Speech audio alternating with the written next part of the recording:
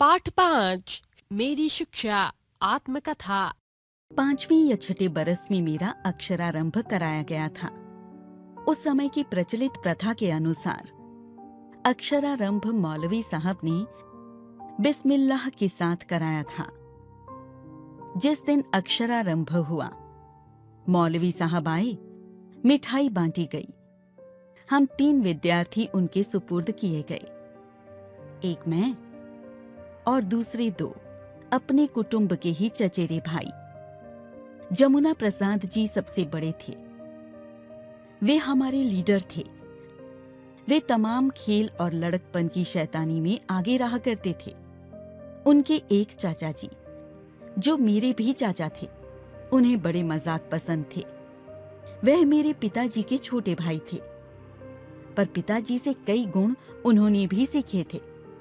वह घोड़े की सवारी करते थे, बंदूक और गुलेल चलाना भी खूब जानते थे, फारसी भी पढ़े थे और शतरंज भी खूब खेलते थे। मौलवी साहब जो हम लोगों को पढ़ाने आए, विचित्र आदमी थे। उनका बहुत बातों पर दावा था। बलदेव चाचा के मजाक के लिए वह एक बहुत ही उपयोगी साधन बन गए थे।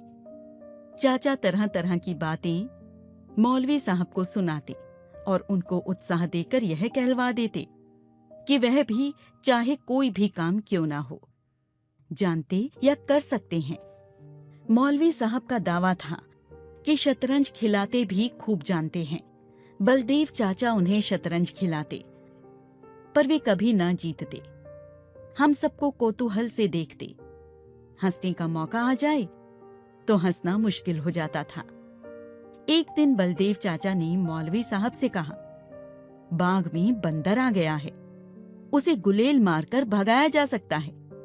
इतना सुनना था कि मौलवी साहब बोल उठे कि वे गुलेल चला लेते हैं। चाचा ने गुलेल और गोली उन्हें देकर कहा कि खूब खींचकर एक बंदर को मारिए। मौलवी साहब ने खूब खींचकर गोली बंदर को मारी और देखना चाहा कि बंदर को चोट कैसे लगती है।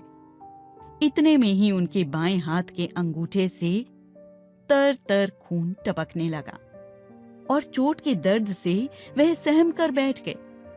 गोली बंदर की बजाय वे खुद को मार बैठे थे। एक दिन सब लोग शाम को टहलने निकले। मौलवी साहब और बलदेव चाचा भी थे। तरह तरह की बातें हो रही थी कि इतने में एक सांड आ गया। सबने कहा, यह सांड लोगों को मारता है। बलदेव चाचा के इशारे पर मौलवी साहब कब डरने वाले थे। वे बिना डर के आगे बढ़े कि सांड ने उन्हें दे पटका। एक दिन बलदेव चाचा ने मौलवी साहब को बंदूक चलाने की शिक्षा देनी चाहिए। कोई काम करना नहीं जानते, इस बात को कबूल करना मौलवी साहब अपनी शान के खिलाफ समझते थे। उन्होंने साफ कह दिया कि वे अच्छा निशाना लगा सकते हैं। वे बंदूक लेकर चल दिए। कुछ दूरी पर एक ऊंचे दरख्त पर एक गिद्ध बैठा नजर आया। वह काफी ऊंचाई पर था और बंदूक खड़ी करके ही निशाना लगाया जा सकता था। मौलवी साहब को जो बंदूक दी गई वह पुरानी किस्म की थी। मौलवी साहब ने तो पहले कभी बंदूक चलाई नहीं थी। उन्होंने खड़ी बंदूक को सीने पर रखकर ज्यों का त्यों घोड़ा दबाया कि गिद्ध के स्थान पर मौलवी साहब गिर पड़े। उन्हें उठाकर घर लाया गया। इस प्रकार के मजाकों के बीच हम फारसी पढ़ते रहे। कुछ महीने बाद मौलवी साहब चले गए। दूसरे मौलवी बुलाए गए। वे बहुत गंभीर थे और अच्छा पढ़ाते भी थे। हफ्ते में 5.5 दिन फारसी पढ़ाते थे। बृहस्पतिवार की दोपहर के बाद और शुक्रवार के बाद की दोपहर तक फारसी की छुट्टी रहती थी। तब गिनती देखते थे। खेल कूद करने के लिए भी समय दिया जाता था। दोपहर के बाद दूसरा कार्य मिलता और उसको याद करके सुनाने पर ही खेलने की छुट्टी मिलती। संध्या को जल्दी नींद आती। डर रहता कि मौलवी साहब हमें पलक झपकते देख न ले, नहीं तो मार पड़ती। जल्दी छुट्टी के 2 उपाय थे।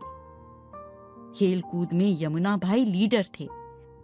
जल्दी छुट्टी पाने के लिए भी उपाय वही करते। पढ़ने के लिए तेल का दिया जलाया जाता था। यमुना भाई रेत की छोटी पोटली बना लेते और उसे छिपाकर उसे दिए में रख देते। वह शीघ्र ही तेल सोख लेती और दिया जल्द बुझने पर आ जाता। मौलवी साहब दाई पर गुस्सा होते कि तेल कम क्यों डाला, और भी मजबूर होकर किताब बंद करने का हुक्म दे देते।